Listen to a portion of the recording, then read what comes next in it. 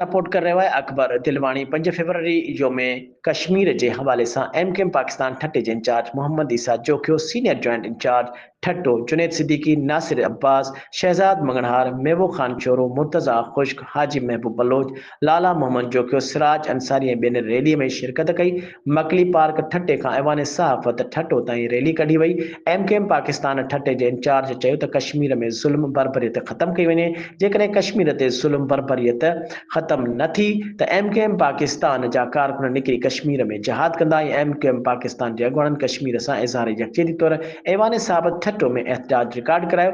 अॻुवाणी चयो त पाकिस्तानी क़ौम कश्मीर मसइले ते ख़ामोश थी न वेहंदी। हिंदुस्तान सरकार जेकॾहिं कश्मीर ते ज़ुल्म बंदि न कयो त खेसि मुंहुं तोड़ जवाब ॾींदासीं। कश्मीर में इंसानी हक़नि जी लताड़ आहे। अक़वाम मुतहिदा पंहिंजो किरदारु अदा करे फौरी तौर ते ज़ुल्म ख़त्म कराए। पाकिस्तान जो हर हिकु शहरी पंहिंजे फ़ौज सां शाना बशाना गॾु आहे।